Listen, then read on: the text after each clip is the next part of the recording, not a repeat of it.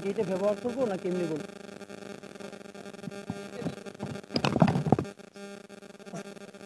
আসসালামু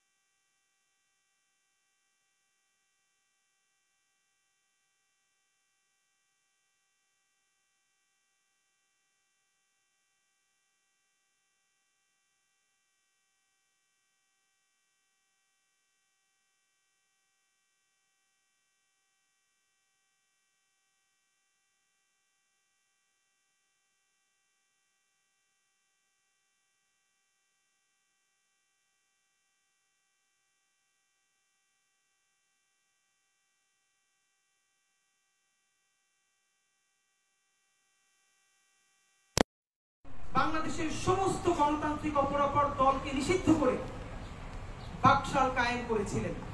সুতরাং সেই দিনে আজকে আমরা কথা বলছি, আর সেই বাকশালের মধ্য দিয়ে আজকে যে সংবিধান আমরা সংবিধান করি, সেই সংবিধানকে চূড়ান্তভাবে অপাঙ্ক্তেয় করা হয়েছিল সে বাকশালের মধ্য দিয়ে। সুতরাং আপনাদের সাথে আমরা কয়েকটা ব্যাপার প্রথমতই জানাতে চাই। আপনারা জানেন দেশের মধ্যে বেশ কিছু ক্রাইসিস চলছিল, রাজনৈতিক সংকট চলছিল, সেনাবাহিনী, রাজনৈতিক দল, সরকার কয়েকটা মুখোমুখি অবস্থানে চলে গিয়েছিল। আমরা নিজেরাও প্রত্যাশা করেছিলাম তখন যে রাজনৈতিক দলগুলোর সাথে সরকারের একটা সমঝোতা তৈরি হবে, এবং আমরা খুবই আশাবাদী হয়েছি। প্রধান উপদেষ্টা ডক্টর ইউনূস সাহেব তারেক রহমান সাহেবের সাথে সাক্ষাৎ করেছেন এবং একটা দীর্ঘ মিটিং তাদের হয়েছে। উভয় পক্ষ বলেছেন তাদের একটা ভালো মিটিং হয়েছে, তারা একটা ভালো অ্যাটিটিউড নিয়ে হাস্যোজ্জ্বল বডি ল্যাঙ্গুয়েজে সেখান থেকে বের হয়েছেন। প্রথমত বাংলাদেশের স্বাধীনতার সার্বভৌমত্বের অতন্ত্র প্রহরী বাংলাদেশের সকল জনগণ নিশ্চয়ই এটা দেখে খুশি হয়েছে যে ভারত এবং অপরাপর অন্য সকল শত্রু দেশ চেয়েছিল যাতে বাংলাদেশের রাজনৈতিক শক্তিগুলো বিভাজিত হয়ে যায়, এই সরকার যাতে কোনোভাবে আর ফাংশন করতে না পারে। সুতরাং এখানে একটি পরাজয় হয়েছে, বাংলাদেশের বিরুদ্ধে যে সমস্ত অপশক্তি আছে। তা আমরা প্রথমত ডক্টর ইউনূস সাহেব এবং বিএনপির পক্ষ থেকে তারেক রহমান সাহেব থেকে শুরু করে এইটাকে এগিয়ে নেওয়ার জন্য বাংলাদেশের যেসব বন্ধু অন্যান্য রাষ্ট্র হেল্প করেছে তাদেরকে আমরা ধন্যবাদ জানাই। একই সাথে এখানে আমাদের বেশ কিছু হতাশা আছে, সেটা আপনাদেরকে জানাতে চাই। প্রথমত দেখুন, ডক্টর ইউনূস সাহেব এবং তার সরকার এই রক্তের উপর দিয়ে, জুলাইয়ের রক্তের উপর দিয়ে, শহীদদের রক্তের ম্যান্ডেট নিয়ে তিনি ক্ষমতায় এসেছেন, এবং তার অনেক উপদেষ্টা বারবারই বলেছেন শুধুই একটা নির্বাচন করার জন্য তারা ক্ষমতা নেন নাই। আমরা বলছি শুধুই একটা নির্বাচন করবার জন্যই আমরা তাদেরকে এত রক্তের মধ্য দিয়ে ক্ষমতায় বসাই নাই। আমরা তাদেরকে বসিয়েছিলাম সেই পুরনো বন্দোবস্ত ভেঙে। আপনাদের কি মনে হয় এই ঢাকা বিশ্ববিদ্যালয়ে যেদিন সকল ছাত্রকে হল থেকে বের করে দেওয়া হয়েছে, আন্দোলন মরে গেছে, সবাই চক্ষু বন্ধ করে বাড়ি ফিরে গেছে, সেই আন্দোলনের বাঁশের কেল্লা হয়ে প্রাইভেট বিশ্ববিদ্যালয় পরের দিন যেভাবে রুখে দাঁড়িয়েছে, এই আন্দোলনের দ্বিতীয় শক্তি মানে দ্বিতীয় প্রাণ ফিরিয়ে দিয়েছিল সেই প্রাইভেট বিশ্ববিদ্যালয়। আজকে প্রশ্ন করতে চাই, প্রাইভেট বিশ্ববিদ্যালয়ের কয়জন শিক্ষার্থী জীবনে বিসিএস পরীক্ষা দেয় বা সরকারি পরীক্ষা দেয় যে তাদের কোটার জন্য নামতে হবে? প্রাইভেট বিশ্ববিদ্যালয়ের কোন শিক্ষার্থী এই কোটার জন্য নামেন নাই। তারপরে বাংলাদেশের হাজার হাজার লাখ লাখ কোটি কোটি জনতা তারা এই কোটা চেনে না, তার জন্য নামে নাই, এবং তারা শুধু এই আন্দোলনের জন্যই বা হাসিনাকে উৎখাতের জন্য নামে নাই। তারা নেমেছে এমন একটা ফ্যাসিবাদী শক্তি, যেই শক্তিটাকে ন্যূনতম মানুষ হিসেবে বেঁচে থাকার মর্যাদা দেয় না, তাকে গুম করে, খুন করে, রোজা অবস্থায় ধর্ষণ করে, আয়না ঘরে নেয়, তার জবানটাকে কেড়ে নেয়। এর বিরুদ্ধে সে বারবার লড়তে চেয়েছে, সে চূড়ান্ত কোনোভাবে ডাক পায় নাই। সেই ছাত্র জনতাকে দেখেছে নেমেছে, এই সুযোগে সে রাজপথে নেমে এসেছে। সে শুধুই একটা ক্ষমতার পালাবদল করবার জন্য হাসিনাকে হটিয়ে আমাকে বা আপনাকে অপরাপর অন্য কাউকে প্রধানমন্ত্রী বা দলের ক্ষমতায় আনার জন্য সে জীবন দেয় নাই। সুতরাং আমাদের স্পষ্ট দাবি, এই কথা বলবার পরে যদি আপনারা আমাদেরকে কেউ বলেন আমরা নির্বাচন চাই না, তাহলে আপনি হয়তো মূর্খ অথবা আপনি জ্ঞান পাবেন। কারণ নির্বাচন ছাড়া বিকল্প নাই। নির্বাচিত সরকার আমাদের লাগবেই লাগবে, কিন্তু সেটা কেমন নির্বাচন? আমরা কি সেই নির্বাচন দেখতে চাই যে জেডিসিরা রাতের আধারে দিনের ব্যালট ধরে রেখেছে, তারাই তো এখন আবার রিটার্নিং কর্মকর্তা হবে? আপনি বলেন 64 জেলায় কয়জন ডিসি পরিবর্তন হয়েছে? আইদার তাকে ডিসি থেকে এখন আবার সচিবালয়ে আনা হয়েছে, সচিবালয়ের সেই সব কুশীলকদেরকে এখন আবার ডিসি বানানো হয়েছে। আমলাতন্ত্রের মধ্যে আমরা কোন সংস্কার করেছি? যেই ডিসি, যেই এসপি শত শত কোটি টাকা খেয়ে আমেরিকায় বাড়ি করেছে, কানাডায় করেছে, বেগমপাড়ায় বাড়ি কিনেছে, তারা এখন আবার রিটার্নিং কর্মকর্তা হবে। এবং যার কাছ থেকে টাকা নিয়ে আবারও এমপি বানালে টাকা পাওয়া যাবে, তাকে এমপি বানিয়ে দিবে। এমন একটা নির্বাচন কি আমরা চাই? না। আমরা ইতিহাসের নিরিখে শেখ মুজিব ক্ষমতায় আসার পর বাংলাদেশের সবথেকে কলঙ্কিত নির্বাচন হয়েছিল স্বাধীনতার পর। এইটা নায়ক ফারুক পর্যন্ত বলেছে, হেসে হেসে তারা 5-6 পরে তারা আনন্দ নিয়ে ভোট দেয়। কত বড় নির্লজ্জ জাতি! 5 পরে ভোট দেয়, তারা আবার গর্ব করে। এই হলো তাদের 71-এর চেতনা। এই 71-এর চেতনা বিক্রি করে যারা বাংলাদেশকে বিক্রি করে দিয়েছিল, বাংলাদেশের জনগণ তাদের বিরুদ্ধে যুদ্ধে নেমেছিল। সেই যুদ্ধে নেমেছে একটা নির্বাচনের জন্য নয়। আমাদের গণতান্ত্রিক প্রক্রিয়ায় উত্তরণ করতে হবে, তবে সেটা বাংলাদেশের ইতিহাসের সবথেকে সুন্দরতম নির্বাচনের মাধ্যমে। আমরা আপনাদেরকে একটা কথা জানাতে চাই, এই বৈঠকে নির্বাচন নিয়ে একটা রোডম্যাপ হলো, খুবই দারুণ। তারেক রহমান সাহেবেরা বলেছিলেন ডিসেম্বরে, ইউনূস সাহেব বলেছিলেন এপ্রিলে, তারা উভয়ে ইগো ছেড়ে ফেব্রুয়ারির একটা ডেট নিলেন। আমরা যতদূর জানতে পেরেছি 12 ফেব্রুয়ারি হয়তো জাতীয় নির্বাচন হবে। তো জাতীয় নির্বাচন হলে তার কমপক্ষে 3 মাস আগে তফসিল হবে এবং এখন থেকে এই নির্বাচনের ডামাডোল বাজতে শুরু করবে। আপনারা মিডিয়ার ভাইরা আজকে যারা এখানে জুলাইয়ের সনদের কথা শুনতে আসছেন, আপনারাও 2 মাস পর আসবেন না, কারণ তখন আপনারা সারা দেশে নির্বাচনী ক্যাম্পেইন প্রচারণা শুরু হয়ে যাবেন। তো আপনাদের মধ্যে যেই সাংবাদিক জুলাইকে কভার করতে গিয়ে বুলেটবিদ্ধ হয়েছেন, আপনার ক্যামেরা ভেঙে ফেলেছে, আপনি চাকরিচ্যুত হয়েছেন, আপনার সেই রাষ্ট্রের মালিকানা কোথায়? আপনার রাষ্ট্রের মালিকানা কোথায় যাবে? সুতরাং আমাদের একটাই কথা, এখানে যেভাবে নির্বাচনের রোডম্যাপ ঘোষিত হয়েছে আমরা খুবই খুশি, আমরা গণতান্ত্রিক পথে যাচ্ছি, কিন্তু তার সাথে সাথে আমাদের বিচারের রোডম্যাপ কোথায়? আমাদের মৌলিক সংস্কারের রোডম্যাপ কোথায়? খুনি হাসিনার কেবল ট্রায়াল শুরু হয়েছে, শত শত হাজার হাজার গুন্ডাগুলো বিদেশে বসে মৌজ করে। দেখেন কি ভয়াবহ ব্যাপার, বাংলাদেশের হাজার হাজার কোটি টাকা পাচার করে ইংল্যান্ডে নিয়ে গেছে। ডক্টর ইউনূস বিদেশ যাচ্ছেন, সেখানে তার বিরুদ্ধে মিছিল করছে, টাকাগুলো ফিরিয়ে আনা যাচ্ছে না। এই হলো এখন পর্যন্ত তাদের ইকোনমিক সোর্স। আপনি তাদের আর্থিক শক্তিতে ভাঙতে পারেন নাই, অর্থ উদ্ধার করতে পারেন নাই, এখন পর্যন্ত একটা গণহত্যাকারীর বিচার করতে পারেন নাই। তার আগে আপনি নির্বাচনের ট্রেন ছেড়ে দিবেন, তাহলে এই 1500 শহীদের রক্তের সাথে, তার বাবা মার সাথে আপনি কিভাবে মুখ দেখাবেন বলেন? শুনেন, মনে রাখেন, মির্জাফর বিজয়ী হয়েছিল, কিন্তু মির্জাফরের কবরে মানুষ থুতু দেয়, কেউ গোলাপ দেয় না। লড়তে লড়তে আমাদের হাজী শরিয়তুল্লাহ, হাজী তিতুমির, আমাদের মঙ্গল পান্ডে, সূর্য সেনেরা, প্রীতিলতারা, তারা জীবন দিয়েছে। মনে রাখেন, জিত খালি জীবন না, লড়াইটাই জীবন। আপনারা আজকে যে সাময়িক 5 বছরের ক্ষমতার জন্য জয়ী হতে চান, আল্লাহ না করুক যদি জুলাইয়ের গাদ্দার হিসেবে বিবেচিত হন, আপনাদের কবরে গণমানুষ গিয়ে থুতু নিক্ষেপ করে আসবে।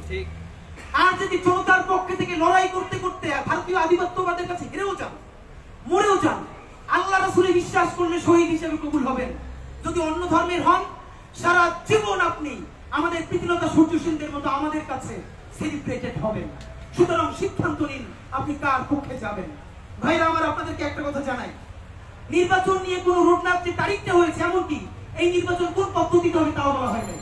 আমরা কি সেই আগের মতো 300 আসন, যেখানে মমতাজের মতো মানুষ গিয়া, আপনারা জানেন কিনা, এই এশিয়ার সব থেকে এক্সপেন্সিভ পার্লামেন্ট কিন্তু বাংলাদেশের সংসদ।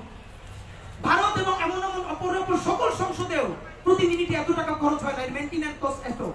আর সেই সংসদে বৈশা গান গায়। খালেদা জিয়ার জন্ম ঠিক নাই, বাপের নাম মায়ের নাম জানে না, সেইটা মমতাজ ওইখানে বসে পড়ে, আর হাসিনা পিচ্চা প্রায় টেবিল চাপড়ায়। আর সেই সংসদে আমরা কি সেইভাবেই ফিরবো? বিএনপির ভাইরা কি করে, কি বলে? আজকে যাদের তুমুল আন্দোলন করে কথা যেমন রাষ্ট্র সংস্কার করতে হবে, এই মমতাজদের মতো নর্দমার কীট যেন আর কোনোদিন সংসদের আশেপাশেও যেতে না পারে। আপনি সেই সংস্কার না করে কাদেরকে নিবেন? আবার সেই 8 পাস মাস্টারটা যে ভোট দখল করে 45,000-এর বেশি কেন্দ্র আছে, শহরের কেন্দ্রগুলো পুলিশ পাহারা দিবে। ভাই, প্রত্যেকটা টিভি ক্যামেরা, আপনারা বলেন আপনাদের প্রত্যেকটা টিভি সেন্টারে কয় হাজার ক্যামেরা আছে? 500, 1000, 45,000 কেন্দ্রের বেশি যদি কেন্দ্র থাকে, আপনাদের 45,000 ক্যামেরা আছে, 46,000 ক্যামেরা আছে, সাংবাদিক আছে। শহরে দেখানো যাবে আর্মিরা পাহারা দিচ্ছে। সেই গ্রামের যে কেন্দ্রটা যেখানে শহর থেকে যাইতে লাগে 2.5-3 ঘন্টা, সেই কেন্দ্রে কিন্তু দখল হয়ে যাবে, আর্মি থাকবে না, পুলিশের তো কোনো সাহসই নাই, পুলিশ তো ফাংশনই করে না, সেই সব কেন্দ্র দখল হয়ে যাবে। ভোট দিতে যাবে কে বলেন? কে ভোট দিবে? আপনাদেরকে একটা কথা জানাই। দ্বিতীয়ত, সংরক্ষিত নারী আসন নিয়ে একটা কথা হয়েছে, আমাদের স্পষ্ট মতামত দিয়ে দেই। এনসিপি বলছে 100 আসন করবার জন্য, এবং এই নারী আসনকে সরাসরি যাতে নারীরাই ভোট মানে তাদেরকে একজন নারীকে 3টে সংসদীয় এলাকা দেয়া, এর মানে তারা সরাসরি জনগণের ভোটে নির্বাচিত হবে। এটা একটা ভালো দিক আছে। মানে হলো আপাতত নারীরা যেভাবে সংরক্ষিত আসনে মনোনয়ন পায়, তাতে তার নিজের কোনো কোয়ালিটি লাগে না, নিজের দলের কারো সে সেবা দাস হয়, বেশি চাকরি করতে যে বেশি করতে পারবে তার স্বীকৃতি স্বরূপ তাকে একটা কোটা দিয়ে দেয়, সংসদে গিয়ে গান গায়। এটা তো আর হতে দেওয়া যায় না। এর মানে হলো কি, যেই সংরক্ষিত নারী আসনে যিনি যাবে তার জনতার সাথে সরাসরি একটা সম্পৃক্ততা তৈরি হোক। কিন্তু একটা কথা এখানে বিএনপি এটা চায় না, তারা বলে আগের মতন।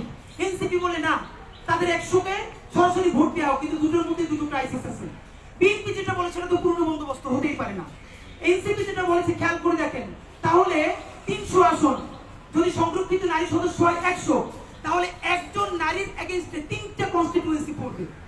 তাহলে বলেন তো, কোন নারীর পক্ষে নির্বাচনের সময় 3টা আসনে ক্যাম্পেইন চালানো কি সম্ভব? মানে আমরা যারা পুরুষ নির্বাচন করে তারাই তো সে তার পুরো একটা নির্বাচনী আসন কভার করতে পারে না, তাহলে নারী কিভাবে 3টা আসন সে ক্যাম্পেইন করবে? এটা তো নারীকে ভালোবেসে তার উপরে আরো একটা জুলুম হয়ে গেল। এই দুইটার মধ্যবর্তী আপনাদের মাধ্যমে একটা প্রস্তাবনা আমরা দিতে চাই। প্রস্তাবনাটা হলো, বাংলাদেশের যত রাজনৈতিক দল এই নির্বাচনে যত ভোট পাবে, নির্বাচন কমিশনের কাছে হিসাব থাকে কত পুরুষ ভোটার কত নারী ভোটার।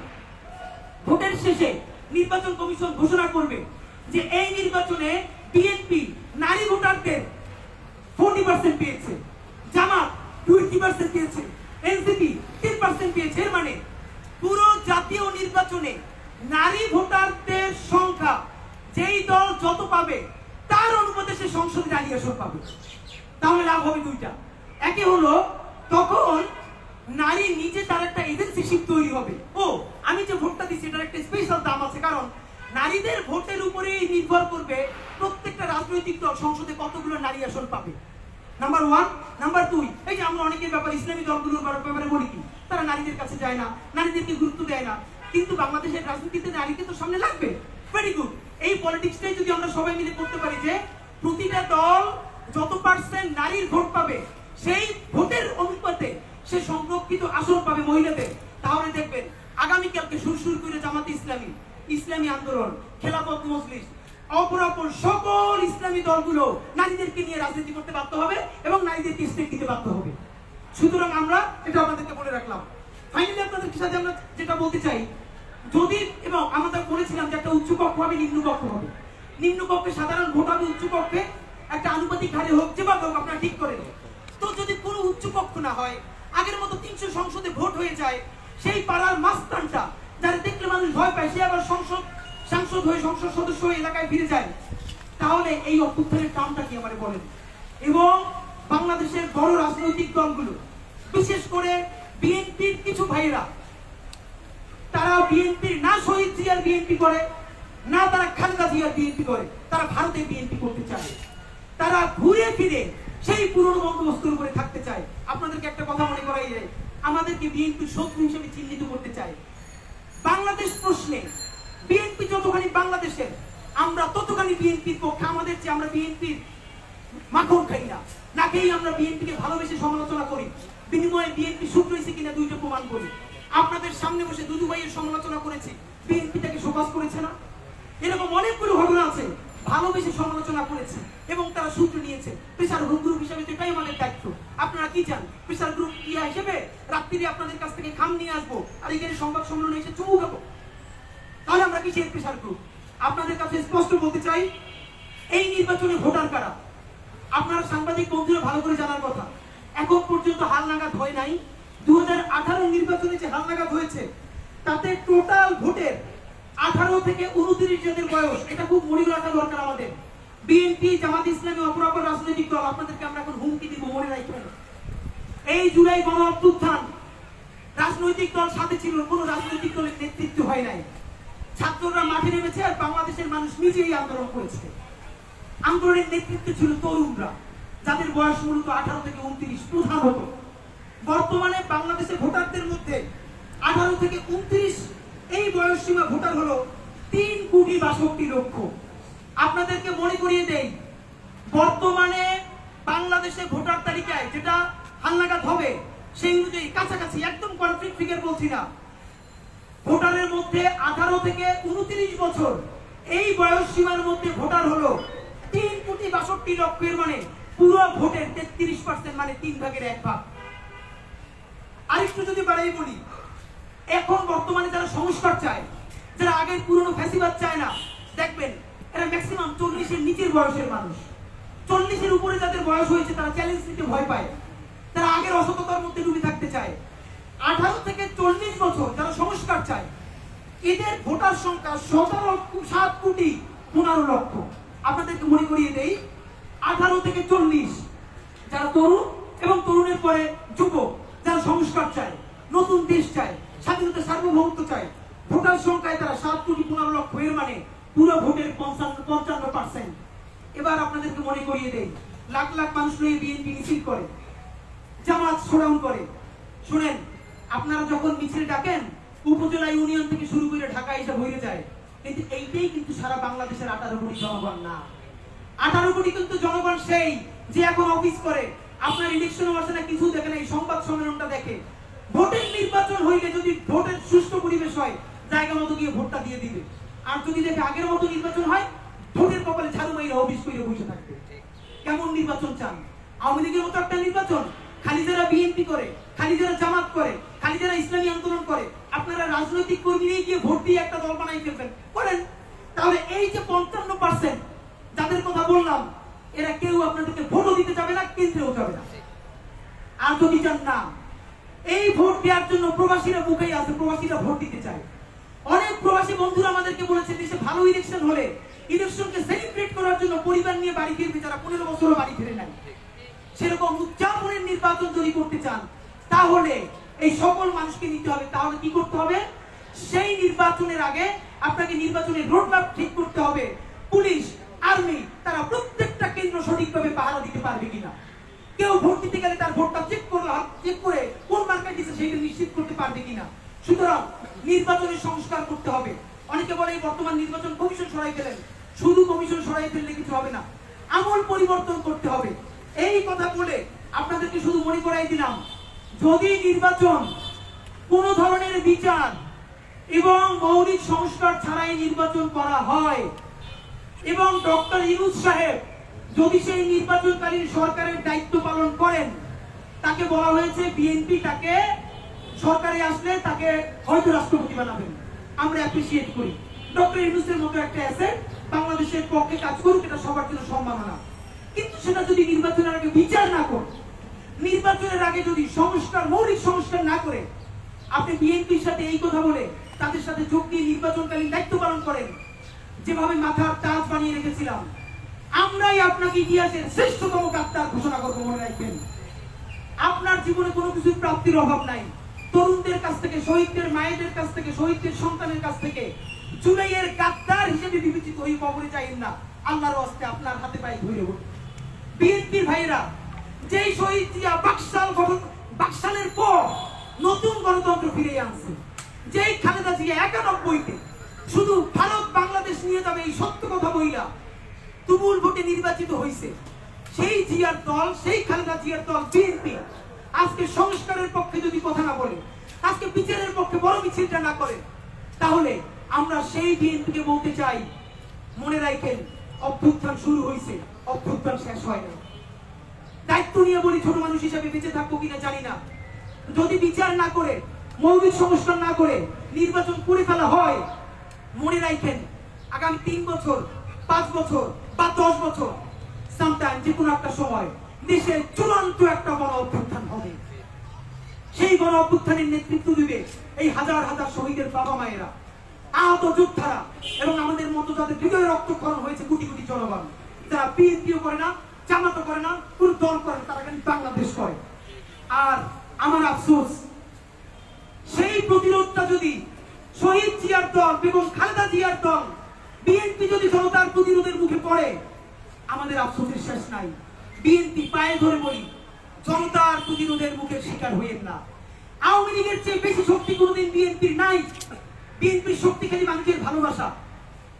সেই আওয়ামী লীগ বাংলাদেশে টিকে তো থাকতে পারে নাই, পালাইছে। আজকে যদি সেই আওয়ামী লীগকে পুনর্বাসন করে ভারতের প্রেসক্রিপশনে আর একটা ছোট বিএনপি আর একটা ছোট আওয়ামী লীগ হয়ে ওঠে, স্বেচ্ছাসেবক দল এর কোন নেতা যদি একজন 14 বছরের কিশোরীকে বিয়ে করতে না দেওয়ার কারণে যদি তার বাবা মা অথবা তার আত্মীয়কে হত্যা করার সাহস পায়, সেই বিএনপিকে প্রতিরোধ করতে যদি আমাদের জীবন যায়, আমরা পিছপা হব না ইনশাআল্লাহ। ভারতের সাথে গাদ্দারি করে যদি একই কারণে ক্ষমতায় জামাত আসে, সেই জামাতের বিরুদ্ধে তুমুল প্রতিরোধ আমরা করে তুলতে ইনশাআল্লাহ আমাদের এক মিনিট চিন্তা করতে হবে না। বন্ধুরা আমার, সবাইকে বলতে চাই, যদি এই বিপ্লবকে আপনারা সাথে নেন, নির্বাচন করেন, সাথে আছি। আর নইলে আমরা নির্বাচন বয়কটের ডাক দিব বলে রাখলাম।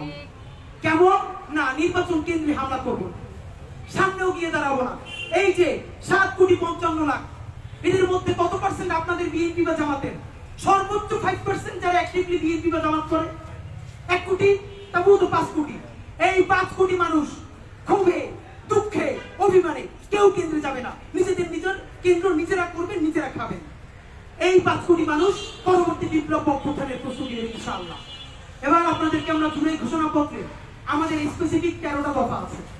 এই 13 দফা ঘোষণা করে আপনাদেরকে শোনাতে চাই, মনে রাখতে চাই। এই 13টা দফা জুলাই সনদে থাকতে হবে, এটা আমরা বলছি না, মানে এটাই জুলাই সনদ হবে।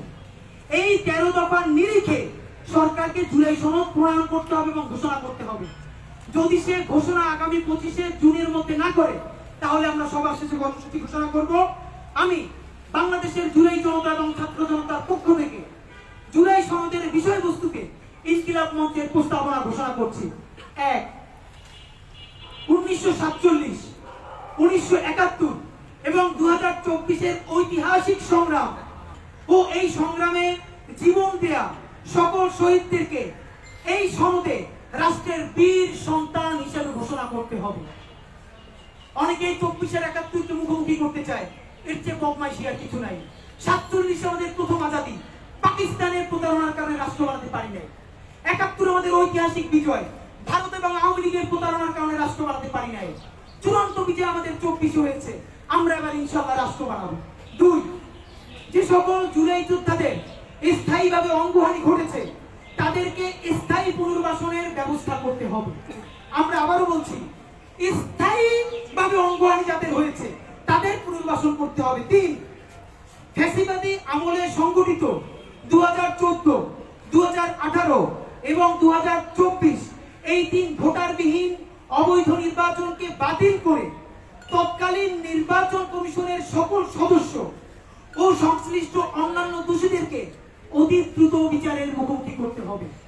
4, ফ্যাসিবাদী আমলের মন্ত্রী, এমপি ও দোষী আমলা সহ সকল রাষ্ট্রীয় কর্মকর্তা কর্মচারীদেরকে বিচারের আওতায় এনে তাদের অবৈধ পন্থায় উপার্জিত সকল সম্পদ জব্দ করে তা জুলাইয়ের শহীদ ও আহতদের কল্যাণে ব্যয় করতে হবে।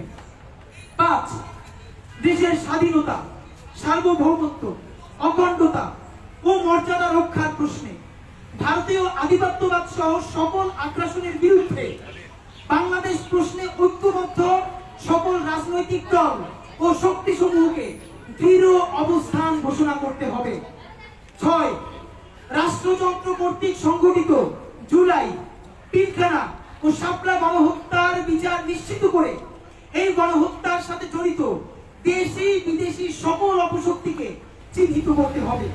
7, রাষ্ট্র কাঠামোর এমন মৌলিক সংস্কার করতে হবে যাতে আমাদের সামাজিক সাংস্কৃতিক পরিস্থিতিতে আর কোনোদিন কোনো ফর্মে পতিত ফ্যাসিবাদ আর টিকতে না পারে এবং ভবিষ্যতেও যেন কেউ আর স্বৈরতান্ত্রিক ক্ষমতা চর্চা করতে না পারে। আর ঐতিহাসিক 36শে জুলাই, যেটা আগামী কয়েকদিন পরে আসছে, 5ই আগস্ট তথা ঐতিহাসিক 36শে জুলাইকে আমাদের জাতীয় মুক্তি দিবস ঘোষণা করতে হবে। আমাদের জাতীয় স্বাধীনতা দিবস আছে, বিজয় দিবস আছে, আমাদের মুক্তি ঘটে নাই। 36শে জুলাইকে আমাদের জাতীয় মুক্তি দিবস ঘোষণা করতে হবে। নয়, এই সনদে ঐতিহাসিক জুলাই গণ অভ্যুত্থানের স্পিরিটের নিরিখে বৈষম্য বিরোধী, ইনসাফ ভিত্তিক কল্যাণ রাষ্ট্র বিনির্মাণের সুস্পষ্ট রূপরেখা প্রণয়ন করতে হবে। 10, সংবিধান থেকে, যেটা বর্তমান সংবিধান অ্যাক্টিভ আছে, সংবিধান থেকে জনবিরোধী ও জুলাই সনদের সাথে সাংঘর্ষিক সকল ধারা উপধারা বাতিল করে জুলাই সনদকে সংবিধানের তফসিলে অন্তর্ভুক্ত করতে হবে। 11, ঐতিহাসিক জুলাই গণ অভ্যুত্থানে অংশগ্রহণকারী সকল দল, মত এবং লিঙ্গের ন্যায্য শরিকানা নিশ্চিত করতে হবে, যেখানে বলা হবে আমরা বাংলাদেশের জনগণ এই ঐতিহাসিক গণ অভ্যুত্থান সম্পন্ন করেছি, আমরা বৈষম্য বিরোধী করেছি, আমরা এনসিপি করেছি, আমরা বিএনপি করেছি, আমরা জামাত করেছি। আপনাদের কাছে পায়ে ধরে মাপ চাই, এইখান থেকে বের হয়ে আসেন। অভ্যুত্থানের মালিকানা বাংলাদেশের 18 কোটি জনগণকে দিয়ে দেন। অভ্যুত্থানের ইশতেহারের প্রতি পাতায় পাতায় প্রতি ধারায় লেখা থাকবে আমরা বাংলাদেশের জনগণ, আমরা বাংলাদেশের জনগণ এই ঐতিহাসিক গণ অভ্যুত্থান সম্পন্ন করেছি। 12, এটা ছোট কিন্তু এটাই সবচেয়ে গুরুত্বপূর্ণ। বাংলাদেশের সংবিধানের বর্তমানে এমন ভাষা, পিএইচডি কইরাও অনেকের অর্থ উদ্ধার করতে চান বের হয়ে যায়। এইটা জনগণের সংবিধান হয় নাই।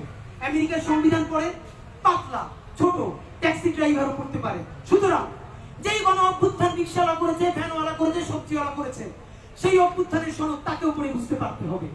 আমাদের দাবি, জুলাই সনদের ভাষাগত দুর্বোধ্যতা পরিহার করে আপামর জনসাধারণের জন্য তা সহজ ও সাবলীলভাবে উপস্থাপন করতে হবে। এবং সর্বশেষ 13 নম্বর কথা, জুলাই সনদ চূড়ান্ত করার পূর্বে জনগণের মতামতের জন্য তা ওয়েবসাইটে প্রকাশ করতে হবে। এই 13 দফার সময় আগামী 9 দিন। যদি আগামী 25শে জুনের মধ্যে আপনারা এই জুলাই সনদ শুধু ঘোষণা করলে হবে না, বাংলাদেশের সকল রাজনৈতিক দল এখানে স্বাক্ষর করবেন, রাষ্ট্রপতি প্রজ্ঞাপনাকারে জারি করবেন, লক্ষ লক্ষ জনতাকে ডেকে সকল রাজনৈতিক দল, আমি চাই, আমরা চাই, যেদিন এই জুলাই সনদ ঘোষণা হবে বেগম জিয়া দাঁড়ায় থাকবেন, বাংলাদেশের বেগম জিয়া, জামাতের আমির থাকবেন, শহীদদের বাবারা মায়েরা থাকবেন, শাপলা পিলখানার শহীদের সন্তানেরা থাকবেন, আমরা বাংলাদেশের মালিক নিয়ে বিরোধী লক্ষ লক্ষ জনতা থাকবো। সবার সামনে জুলাই সনদ ঘোষণা হবে।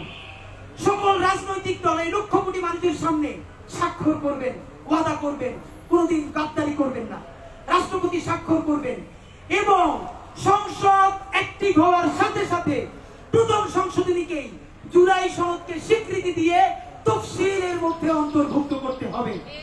আগামী 25শে জুন সরকারের এই তারিখ শেষ হবে। তার মধ্যে যদি এর কোনো পদক্ষেপ সে না নেয়, যদি সে উদ্যোগ না নেয়, তাহলে আগামী 25শে জুন শাহবাগ থেকে বাংলাদেশের সকল জুলাই যোদ্ধাদেরকে নিয়ে আমরা তাদেরকে আহ্বান করছি, শাহবাগ থেকে মানিক মিয়া এভিনিউ অভিমুখে লাল মার্চ ঘোষণা করছি।